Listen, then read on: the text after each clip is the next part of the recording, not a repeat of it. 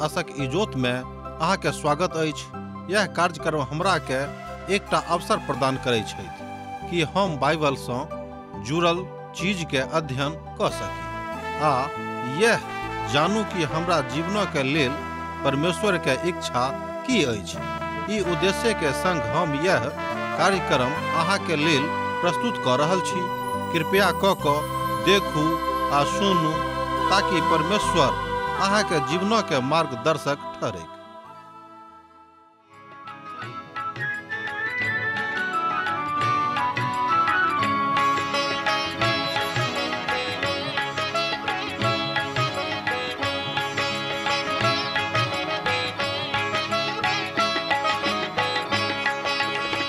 हे प्रभु यीशु है तारनहारा, हे प्रभु यीशु है तारनहारा। यूहन्ना के तैर देलो, लाजरस के प्राण बचेलो। यूहन्ना के तैर देलो, लाजरस के प्राण बचेलो। मरथा के आश पूरेलो। हमर थिकऊ आहा बड़ प्यारा, हमर थिकऊ आहा बड़ प्यारा। हे प्रभु यीशु है तारनहारा, हे प्रभु यीशु है तारनहारा।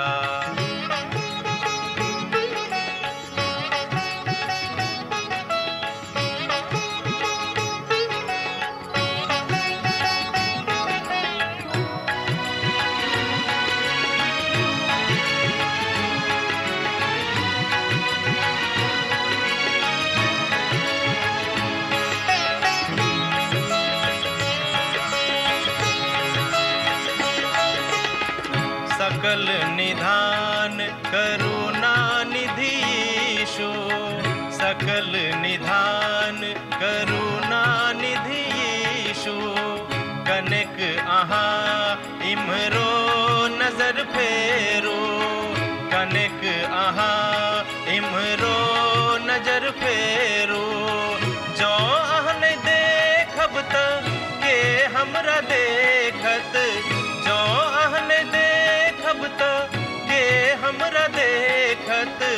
दुखक काल में के हमरा सेवत, दुखक काल में के हमरा सेवत।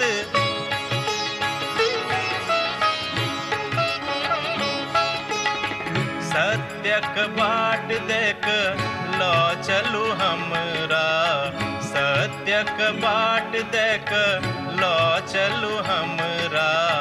हे प्रभु यीशु है तारनहारा, हे प्रभु यीशु है तारनहारा। आशा के इजोत मैथिली कार्यक्रम में हम एक बेर और अहाँ के अभिनंदन प्रभु यीशु मसीह के मीठ आ पवित्र नाम से कह रहल छी। अहाँ के तो मालूमे अछि कि हमरा सब अखन होशे के पोथी के अध्ययन कर रहलू हैं। हमरा लोगन जाने छी कि ए पोथी के माध्यम से पिता परमेश्वर अपन एकटा एहन महान दास, एहन एकटा महान भविष्यवक्ता के राख रहल छथि जिनक व्यक्तिगत जिंदगी बड़ समस्या में छेन। एक बादो पिता परमेश्वर हुनका सँ अपन काज लऽ रहल छथि। एना तो होशे ए बातक बड़ स्पष्टता में जाने छलाह, बुझ गेल छलाह जे हुनक पत्नी गोमेर खराब भ गेल छली।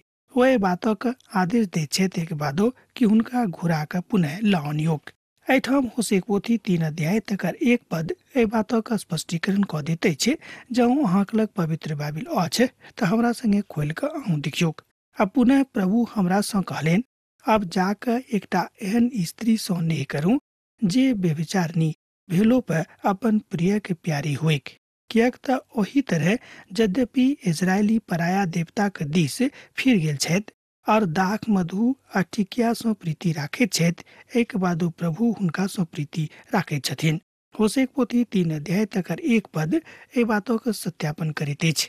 आउ ओहि स्त्री सँ प्रेम करू जे खराब भ गेल अछि।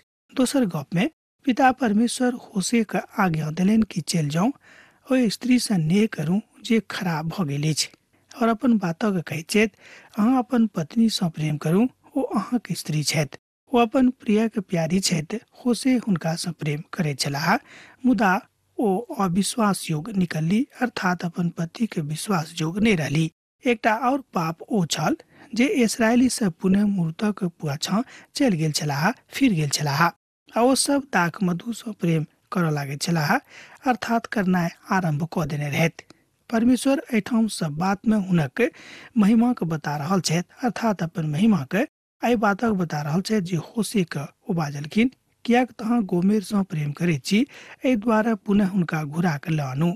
जेना कि हम इसराइली सँ प्रेम करैत छी, हमरा मालूम अछि कि ओ सब पापी भऽ गेल छथि। एक बादो हम हुनका अपना लग में घुरा के अनबा के प्रयास करैत छी आ हुनका पुनः अपना घर में लऽ आनू। यह बात हम अपन लोकक संगे करऽ जा रहलो हैं। इसराइली सब हमरा संगे अविश्वास योग्य छथि। एक बादो हम परमेश्वर छी, ते हुनका संगे अखनो विश्वास योग्य छी। हुनका दंड देबाक जा रहल छथि, अर्थात ओ हुनका दंड देबऽ जा रहल छथि, मुदा एक रोज हम हुनका सभक अपना लग में लऽ आनबेन। होशे के पोथी तकर 3 अध्याय तकर 2 पद एहि बातक कहैत अछि। तहन हम एकटा स्त्री के चानी के 15टा टुकड़ा आ 1.5 होमेर जहिया दऽ के मोल लेने छलहुँ हैं। शायद गोमेर अपना आप के किछु एहन लोकक हाथे बेच देने छली जे अवैध काज करैत छलाह। एहि बातक पता एठाम दोसर पदक पढ़ला सँ लागैत अछि। होशे के पुनः हुनका मोल लेबाक रहनि, आब हुनका पुनः ओ अपना लग मोल लऽ कऽ लऽ आनैत छथि। की अहाँके एहि बातक सुनै में नीक लागल? हम तऽ कहब कि जे नीक नहीं लागल होइत, मुदा ई प्रभु के आज्ञा रहनि, तैं पिता परमेश्वर हुनका कहलनि और ओ कऽ देलनि। एठाम तस्वीर बड नीक आ सुंदर नहीं अछि। एहि बातक घटनाक्रम बड खराब सुनऽ में सेहो लागैत अछि, मुदा एहि के पाछा चलबाक जरूरत अछि, कियाक तऽ आजुक युग में एहि बातक प्रचार कयल जा रहल अछि जे हमरा सब गोटे के समर्पणक साथ एहि विषय पर अध्ययन करबाक अछि कि पिता परमेश्वर वस्तुतः कि हमरा सब हुनका संगे छी। ओ तऽ छथि। पिता परमेश्वर वस्तुतः हमरा सब गोटे सँ प्रेम करैत छथि, मुदा हमरे सब एहन छी जे हुनका संगे प्रेम नहीं राखैत छी आर अपन जिंदगी के प्रभु के हाथ में देबाक संबंध में बड एम्हर ओम्हर इतराबैत फिरैत छी जे हम तऽ अपन जिंदगी प्रभु के नहीं देबेन। ऐसा अहाँक तऽ घटे हैत। अहाँ हमर मित्र छी कहूँ, तै बातक हम अहाँके बता रहलो हैं। अहाँके अपना आप के एकटा पापी के रूप में प्रभु के सन्मुख में साबित करबाक अछि। एक बादे ओ अहाँके माफ कऽ देता, कियाक तऽ पिता परमेश्वर माफ करऽ वाला छथि और दया के सागर छथि। हुनका बड देरी सँ विलम्ब सँ तामस आबैत छनि। गोमेर के पुनः ओ मोल लऽ कऽ आनि रहल छथि। यह मात्र एकटा बाट अछि जाहि दऽ कऽ परमेश्वर अहाँके छोड़ेबाक लेल तैयार छथि। मात्र एही बाट दऽ कऽ ओ परमेश्वरक सन्मुख में अहाँके वास्तविक स्थिति में समर्पणक साथ राखि सकैत छथि।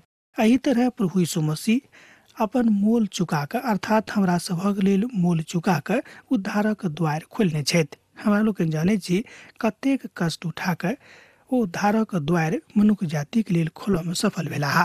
ते वो चांदी के 15टा सिक्का दऽ के प्रभु के बाचा दऽ रहल छथि, मुदा गोमेरक नजर में एहि बातक कोनो महत्व नहीं रहनि। पहिल पत्रसक पोथी 1 अध्याय तकर 18 पद और 19 पद एही बातक कहैत अछि। अहाँ जानैत छी जे अहाँके निकम्मा चाल चलन जे पूर्वजे सँ चलल आबि रहल अछि, ओहि बात सँ अहाँके उद्धार सोना चानी अर्थात नाशवान वस्तु के द्वारा नहीं भेल, मुदा निर्दोष और निष्कलंक मेमना अर्थात मसीह के बहुमूल्य सोनीतक द्वारा भेल अछि।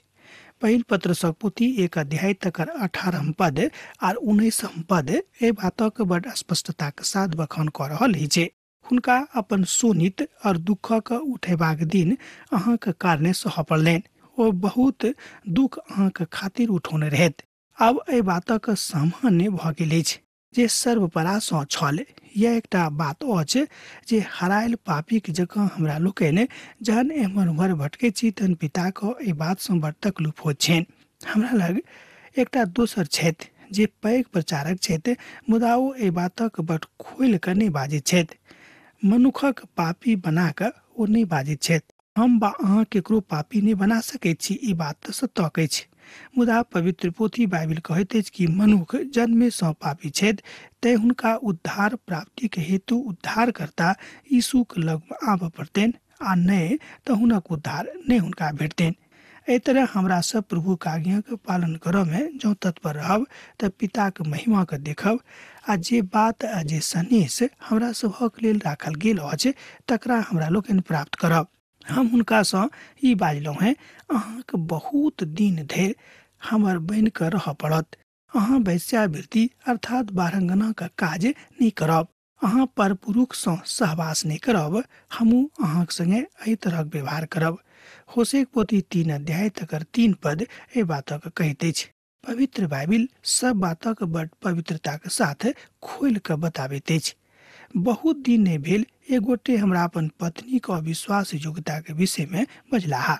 हुनका लग में एकटा अपन लोक रहैत जे एहि बातक सच्चाई के पता लगाबैत छलाह। ओहि आदमी के भावना के अहाँ कल्पना कऽ सकैत छी जहन हुनका एहि बातक पता लागल होतनि कि हुनक पत्नी हुनका संगे अविश्वास कऽ रहल अछि।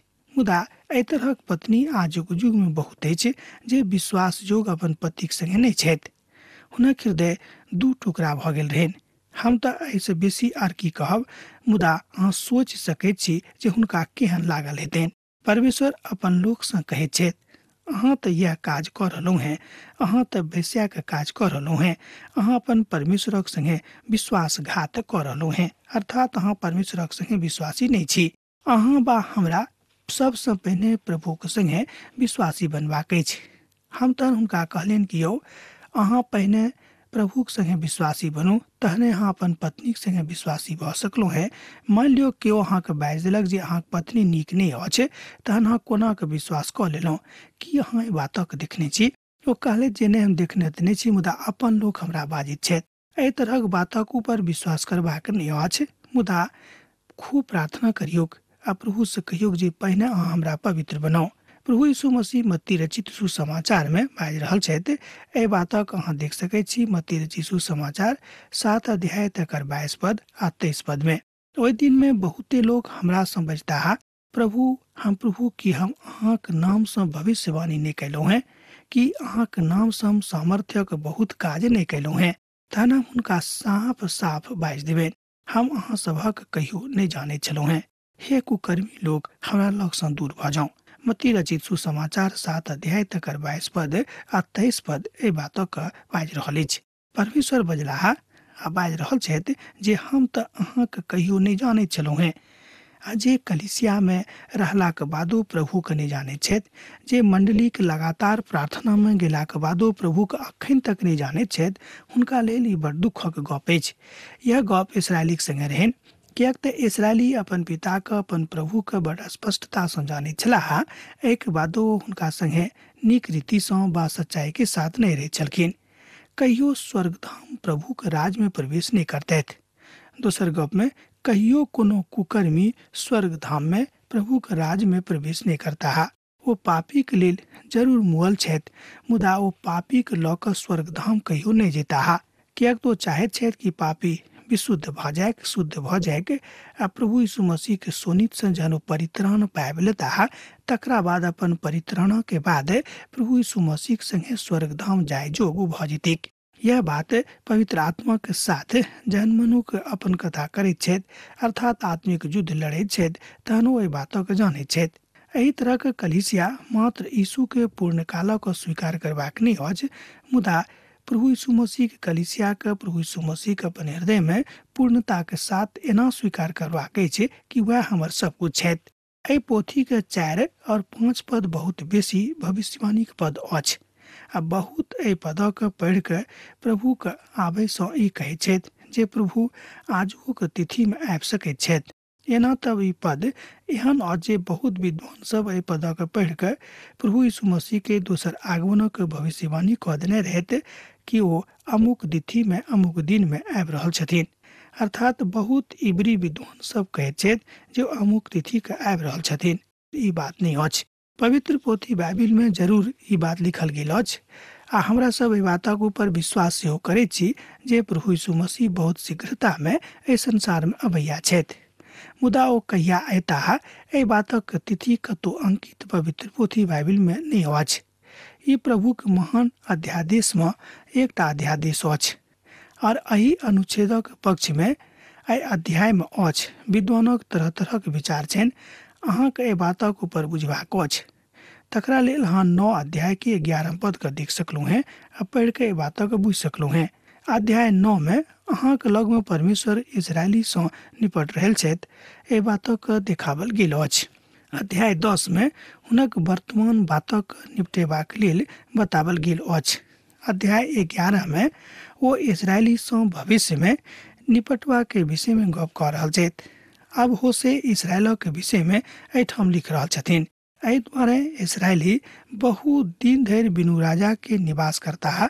एहि के बाद हुनक कोनो शासक होइत और ने ओ बलि चढ़ावा सकता है।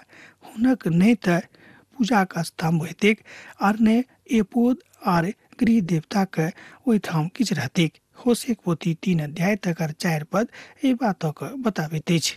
इसराइली से बिनु राजा के बहुत दिन तक छलाह। एहि बातक हमरा लोकनि जानै छी पवित्र पोथी के अध्ययन सँ। अहाँ एहि बातक पर ध्यान देब, ओ कोनो खास दिन बा गिनती के विषय में नहीं बतावल गेल अछि। आ यह बात बड़ स्पष्ट नहीं अछि। इसराइली के 3 बेर ई बात बाजल गेल रहन। अब वो एहि भूमि के हुनका जे देवल गेल रहन हुनक नहीं रहतेन, कियाक तो प्रभु से धोखाधड़ी कयने छथि। एहि तरह प्रभु हुनका खबरदार कऽ रहल छथि कि जाय भूमि पर अहाँ छी, एहि ठाम सँ हम अहाँके बाहर कऽ देब। प्रभु हुनका अपन योजना बता रहल छथि, मुदा ओ सब एहि बातक नहीं बुझ रहल छथिन आ नहीं विश्वास कऽ रहल छथिन जे हुनका कतेक काल धरि एहि भूमि पर से अलग रहऽ पड़तैन। पहिल बेर परमेश्वर अब्राहम से बजलाह, हम एहि भूमि के अहाँके देबऽ जा रहल छी, ई अहाँके अछि। मुदा हम अहाँके धियापुता के एहि भूमि पर से अलग करऽ जा रहल छी। ओ काल होइत 430 बरख के। ओ सब मिस्र से 430 बरख के बाद छोड़ के आयल रहत। आ तहन हम हुनका घुरा के लऽ अनबेन आ ओ सब घुरि के अयलाह। ओ भविष्यवाणी शाब्दिक रूप में पूर्ण भेलैक। आ दोसर बेर एहि बातक एहिठाम बतावल जा रहल अछि जे भविष्यवाणी पूरा होबय वाला छलैक। हमरा लोग जाने छी कि पवित्र बाइबल के बहुत भविष्यवाणी पूर्ण भऽ गेल अछि आ बहुत भविष्यवाणी पूर्ण होबय वाला अछि। अहाँक पापक कारणे अहाँ सब दासत्व में बेबीलोन पठावल जायब। अहाँ सब ओतऽ 70 बरख धरि रहब। आ पुनः ई बात शाब्दिक रूप में पूरा भेलैक, अर्थात ई भविष्यवाणी पूरा भऽ गेल। एहिठाम होशे उत्तरी गणराज्य सँ गप कऽ रहल छथि। ओ वस्तुतः ओहि भूमि पर आबि गेल छथि। ओ बाजि रहल छथि जे इसराइली से बहुत काल धरि बिनु राजा के रहता है। कतेक काल धरि तऽ एहि बातक बहुत दिन तक बताओल गेल छल। मुदा एहिठाम किछु लोग छथि जे सब बाजि रहल छथि जे AD 2020 धरि हुनक पुनर्आगमन भऽ जेतैन। ई लोकक अपन मानसिकता छनि, मुदा ई बात विश्वासक जोग हम नहीं बुझैत छी।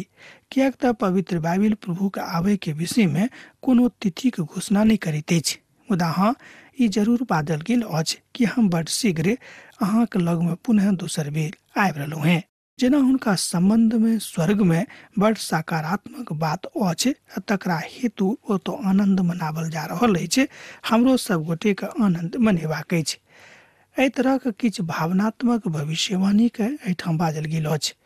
परमेश्वर कियाक बहुत दिन एहि बातक बाजैत छथि आ कियाक ने ओ एकदम चुप भऽ जाइत छथि। एकटा गिनती के द्वारा हमरा लोकनि एहि बातक नहीं जानि सकलहुँ हैं, कियाक तऽ मनुष्य जाति के दिमाग में एतेक पैघ ज्ञान नहीं छनि। ई एहि कारणे जे एहि अंतराल में इसराइली के 70 AD में एहि काल में आबि कऽ ओहि विनाशक ओ सब देखता है। कियाक तऽ बड़ सकारात्मक रूप में एहि बातक भविष्यवाणी प्रभु यीशु मसीह सेहो कयने छलखिन। गैर यहूदी सब अपन कलीसिया के निर्माण करता है कि अहाँ एहि बातक जानै छी जे परमेश्वर ई बाजि रहल छथि। मुदा ओ एहि संसार में बड़ शीघ्रता में आबि रहल छथि। ई तऽ हम नहीं जानै छी जे कहियाक और बा कोन दिन आबि रहल छथि। लगभग 2000 बरख पहिने वो अपन भविष्यवाणी में एहि बातक बाजने रहथि कि हम जरूर अहाँके बीच में दोसर बेर अति शीघ्र आबि रहल छी। प्रभु यीशु मसीह बजलाह, ध्यान राखब, बड़ जल्दी हम अहाँके बीच में आबि रहलहुँ हैं। ई बातों को लगभग 2000 बरख पहले बाजने रहे। हमरा लोग जाने छी कि जय बातों के प्रभु बाजने छे वो जरूर पूरा करता है। कलिसिया बेनाम है और वही बातों के तिथि विधि के विषय में हम किछ नहीं बाज सकलू हैं। अनेक कोनो विद्वान बाज सके छे। हाँ, जरूर किछ लोग ए बातक माने छे। जो हाँ समान पत्र से भेंट केने रहितो जहन पेंतिकोस्तक दिन पवित्र आत्मा उतरल छलेन कि अहाँ जाने छी कि एठाम किछ कालक लेल बहुत सन्नाटा भ गेल रहे। ओहि बातक को नहीं बता सकैत रहैत जो कहिया आबि रहल छथि, मुदा अचानक ओतऽ पवित्र आत्मा उतरि गेलै। एही तरह प्रभु का आगमन अचानक भ जेतैक। एठाम कलिसिया के जन्म के विषय में नहीं बतावल जा रहल अछि। ई इसराइली बिनु राजा के बहुत दिन रहता है। ओहि भूमि पर एहन बहुत लोग छलाह जे ए बातक कहैत छलखिन। आ इसराइली सब राजा के राज, प्रभु के प्रभु और महान परमेश्वरक ए बातक बड़ सकारात्मक भाव में बाजने रहैत, जाहिसँ किछु बात हुनका जिंदगी में शांति प्रिय भेल रहनि। परमेश्वरक अस्वीकार कऽ देनाइ नीक बात नहीं अछि। शायद जे राजकुमार छलाह ओ इसराइली के महिमा में ए कथा के कहै छथिन। अहाँ जाने छी जे परमेश्वर बड़ दयावान छथि और अपन दया के कारणे, अपन करुणा के कारणे ए बातक संकलित भऽ कऽ कह रहल छथि। तत्पश्चात इसराइली घुरि कऽ औताह और अपन प्रभु परमेश्वर वा अपन राजा दाऊदक खोजत ओ प्रभु के लेल जो आवक दिन अछि ओ देताह। उनके भय से ओ कांपैत प्रभु के लग में जेताह। होशे पोथी 3 अध्याय तकर 5 पद ए बातक कहैत अछि। आ तकरा बाद इसराइलक धियापुता घुरि के आबि के प्रयास कर रहल छथि। आ तकरा बाद ई घटना घटि जेतैक। अर्थ ई नहीं लगावल जा सकै कि 2000 में हम ए बातक बाजि सकलहुँ जे घुरि के आबि रहल छथि। ए कालक अनुसार ओ घुरि के औता जरूर, ई बातक हम जरूर बाजि सकलहुँ हैं। अहाँ जहिया कहियो ओ औताह, मात्र यह बातक ई ध्यान राखियो कि प्रभु आबि रहल छथि और एठाम एहि धरती पर अपन राजक ओ पुनः 1000 वर्षक लेल बसाबऽ जा रहल छथि। कियाक तो दाऊदक संतान से एहि बातक के प्रतिज्ञा कयने छलाह आ परमेश्वर कहियो अपन प्रतिज्ञा से पाछा हटयवला लोक नहीं छथि। ए कालक बाद हमरा लोकनि बलवंत हाथ प्रभु के ठाम देखब, जेना कि अखन अनुभूत कऽ रहलहुँ हैं। अर्थात जे कियो विश्वास में प्रभु यीशु मसीह के संगे एठाम से विदा होता हुनका ए बातक ज्ञान भऽ जेतनि। आ यह इसराइली सब परमेश्वरक दिस नहीं फिरलाह। आ जहन ओ ए बातक बतौने रहैत ओ अपना ए बातक बाजि कऽ ओहिठाम से गेल रहैत। ओ अपन विधा के काल्हि धर जाके ए बातक बाजि सकैत रहैत। आ ओ ए बातक कहला। अर्थात विशेषज्ञ सब ए बातक अपना रीति से बाजैत छथि। हुनका बनऽ दियौन विशेषज्ञ, मुदा ई बात कतौ पवित्र पोथी बाइबल में नहीं बतावल गेल अछि कि कोन तिथि के यीशु मसीह ए संसार में दोसर बेर आबि रहल छथिन। अब कतेक विश्वासी लोग ए बातक बुझैत छथि और इसराइली भूमि पर अखन कतेक विश्वासी सब छथि, यह एकटा बात बड़ गंभीर अछि। एहि भाषा में हम बाजि सकलहुँ को तो अखन विश्वासीक संख्या बड़ कम अछि। प्रेरितक काज में अहाँ ए बातक देख सकैत छी। प्रभु यीशु मसीह के स्वीकार केने रहे जतेक लोग, ओ सब प्रभु के लेल अपन अपन प्राण विसर्जित करबाक लेल तैयार छलाह, उत्सर्ग करबाक लेल तैयार रहैत। आ ओ अपन जवाब देलाह। आजुक इसराइली में मात्र 300 इसराइली छथि जे प्रभु यीशु मसीह के वास्तव रूप में अपन उद्धारकर्ता के रूप में माने छथि। ई एकटा आंकड़ा अछि, ई एकटा खोज अछि। भऽ सकैत कि अखन ई बात कने घटि गेल होइत वा बढ़ि गेल होइत, मुदा बहुत प्रकारक के वाद विवाद अछि। तकरा ऊपर हमरा लोकनि गप नहीं करब। गप करबाक ई अछि कि प्रभु यीशु मसीह के दोसर आगमन भऽ रहल छनि। एहि आगमनक प्रति हमरा सब गोटे के तैयार रहबाक अछि। एही बातक भविष्यवाणी एठाम होशे के पोथी में हमरा लोकनि देख रहल छी।